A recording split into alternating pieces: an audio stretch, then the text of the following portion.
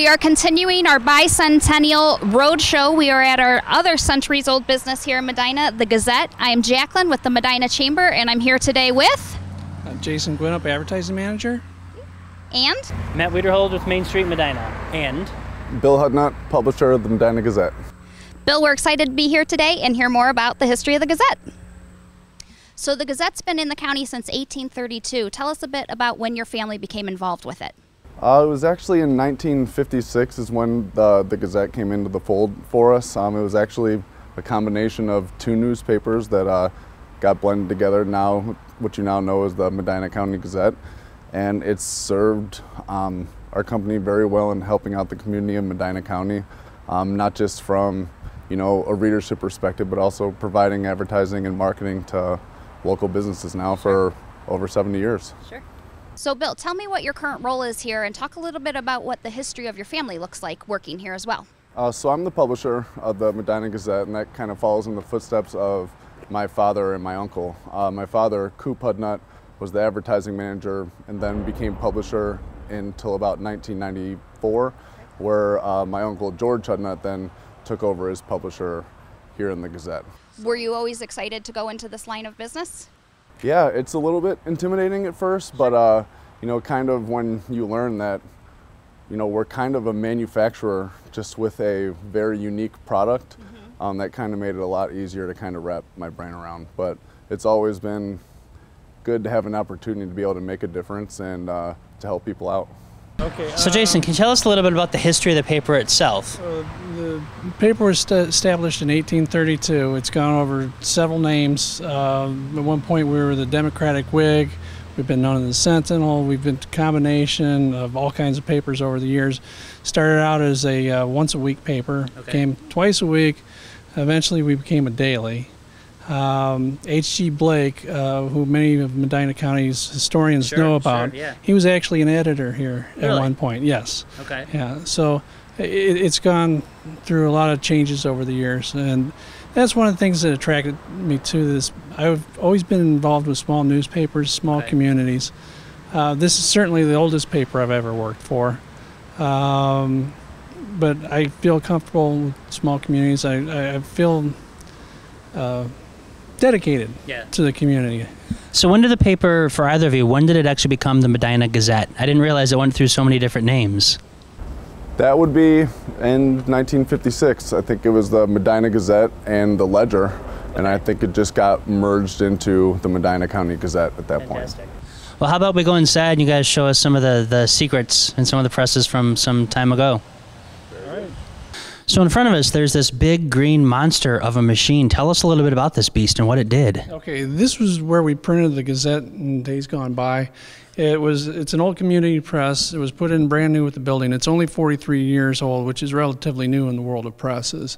But we would start the presses up, and they would actually run paper through after plating. They would go up to the tower, then out through the slot up there in the wall to the mail room. And then from there, they would go to the drivers. So at full press run, how many papers, like how many circulation were you printing at a time? How many papers were you producing every day? At that time, we were printing just about 14,000. So printed, news in, printed, distributed, all within 24 hours. Yes, yes. The best way I've ever heard this business explained is organized chaos on a daily basis. That makes sense. So when papers were printed on this machine, tell me a little bit about this pile of history sitting here. Okay, those are just some of the old plates that go on the press. You can see some of the ink still left over on it. That's all it is. You make the plates, you plate up the press, the paper runs over, it gets ink transferred. So when I'm guessing when papers first started, they actually had the typeset and had to typeset everything. When did that go out, and when did we start having commercial presses for papers? Oh, it depends on the papers. Some papers were doing it the old-fashioned way into the 19th or 20th century.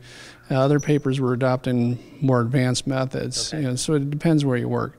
First paper I worked at, they just got rid of the old handset typing 5 years before I started there. So I don't think you're that old. Okay, these were the old archives we used to use before the computer system. Say if somebody needed find a picture of President Bush, they'd come down here, they'd open the cabinet up and flip through, and they could find, let's see, Bush. There's Dorothy Walker Bush. That's pretty close. Yeah, well, there's Barbara Bush, there's Jeb Bush. So anyway, if they needed any of the material from here, I'll pull Barbara out.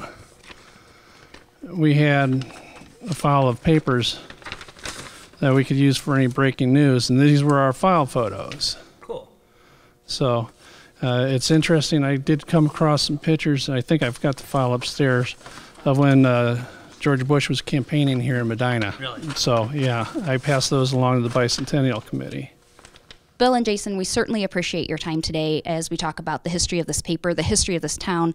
It's so important to have a community paper that documents what has happened for our community over time. Super excited to hear a little bit about you, your innovations, and what the future looks like for the paper. So can you talk a little bit about that? Sure. The future is going to be us continuing to evolve and adapt to the modern landscape. I mean, it's no secret that newspaper readership is down, and that's just a reality we have to deal with.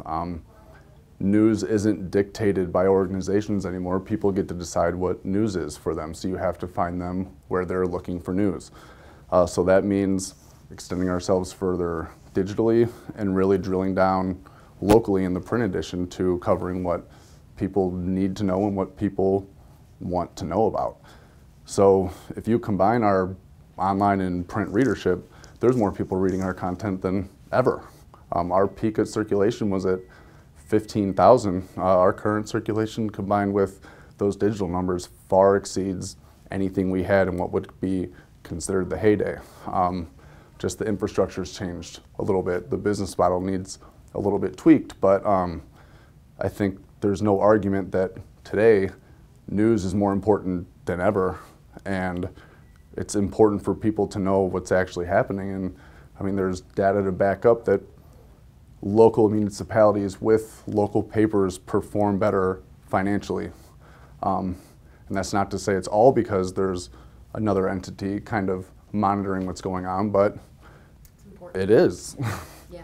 So we see this as a huge opportunity. We have a business that's been built up over the course of over 100 years and 70 within our family, and we have great people down here. Jason's done a great job of really pushing forward and replanting ourselves within the community, and we're just going to keep continuing to drive innovation, drive revenue, drive readership, and hope to be part of the conversation. Supporting Medina.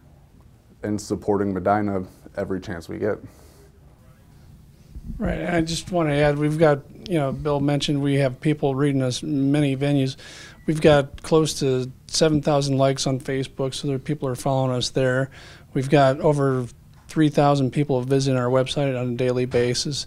Plus we have the 19,000 or so people that are still reading the printed product every day. So we appreciate them, and we appreciate being a part of the community.